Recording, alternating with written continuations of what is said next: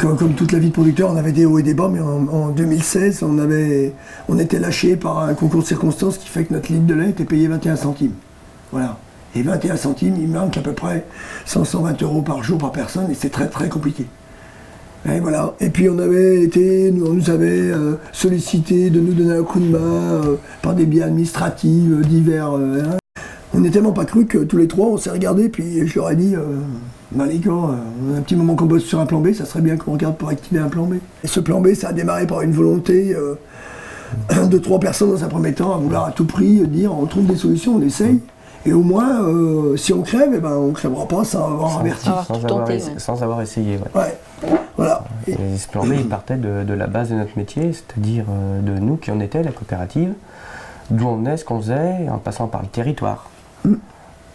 Et de là, c'était autour de cette table. C'était là encore, ouais. Et on a décidé de faire une plaquette, recto verso, en expliquant d'où on venait, ce qu'on faisait, dans quel territoire on vivait et où on voulait aller. Puis on était en train de crever urgent. Oui, quoi. Voilà, oui.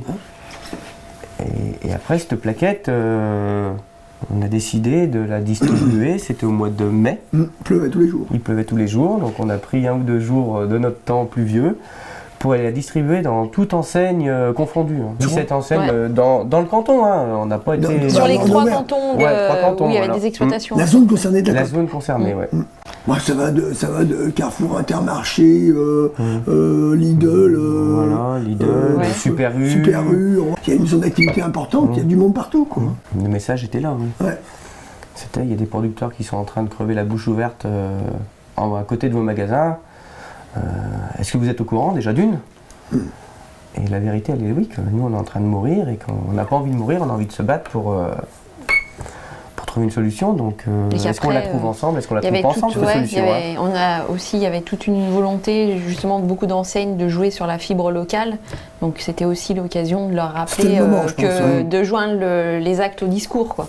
Voilà, qu'ils avaient une occasion, une opportunité de venir en aide à des producteurs qui étaient, comme disait Wilfried, aux portes du magasin pour les sauver, quoi. Et puis on a tombé sur un venin qui m'a dit moi je ne savais pas qu'il y avait des gens qui crevaient autour de moi pendant que je suis en train de faire mon métier. Donc il dit moi ça m'insupporte, je vais faire remonter à la région. Puis on a rencontré le gars de la région, puis c'était trop gros pour le gars de la région. Et le gars de la région nous dit non, il a raison, M. Darmezin, il a raison, c'est insupportable, on va faire monter au national. Il n'y a pas de raison qu'on n'arrive pas à trouver une solution, quoi. Peu de temps après, parce que c'est un bon mois après. Oui, un mois après, ouais. Voilà, le 27 juin, pour pas le nommer 2016, on était reçus par Marc Delage, donc un responsable tout ce qui est liquide et les frais, ultra frais. Voilà, et on est rentré dans une vraie discussion, et c'est comme ça qu'après, par multiples rencontres, on nous a parlé au départ d'un projet top secret. Ouais. Je me souviens, ça nous avait un peu intrigué. Et donc, ce projet top secret, ça s'est concrétisé par un nom, c'est qui le patron ? Là, on a rencontré les équipes de C'est qui le patron le 6 septembre 2016 à la mairie de Pont-de-Vaux. Nicolas Chaman, lui, qui avait fait Les Gueules Cassées, et qui essayait aussi de son côté d'essayer de trouver des façons pour communiquer avec les produits et le consommateur. Il voulait faire un autre produit au départ. Je crois que c'était même la pizza au départ. Et puis les distributeurs, ils étaient un peu réservés, la pizza, machin, etc. Et Marc Delage avait un peu susurré à l'oreille, gentiment, qu'il y avait des producteurs qui étaient en grande difficulté. Là, est-ce que ça peut pas accrocher ? Est-ce qu'on peut pas te donner un coup ? Est-ce que tu peux pas regarder ? Est-ce que...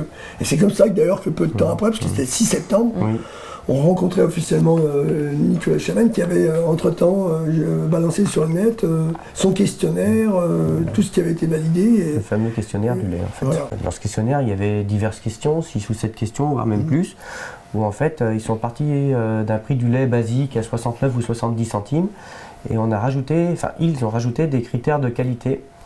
Donc ça allait de l'origine du lait, voulez-vous qu'il soit français ou non ? S'il est français, oui, vous acceptez de payer plus de centimes. Ça passait aussi par le temps de pâturage, le bien-être animal, le non-OGM, tout ce qui est alimentation. Tout ce qui est alimentation. Et en fait, à chaque fois qu'on mettait un critère le curseur montait. Critère de qualité, le curseur montait. Et même la dernière question, c'était êtes-vous prêt à payer 3 centimes de plus pour que le producteur puisse se faire remplacer pour partir en vacances ? Et c'est là où ça nous a épaté et je pensais pas, en fait, les Français étaient d'accord, beaucoup de Français étaient d'accord de rajouter des centimes pour que le producteur puisse profiter de temps libre quand même. Tout ça pour en arriver à un prix après d'une brique de lait 99 centimes en fait.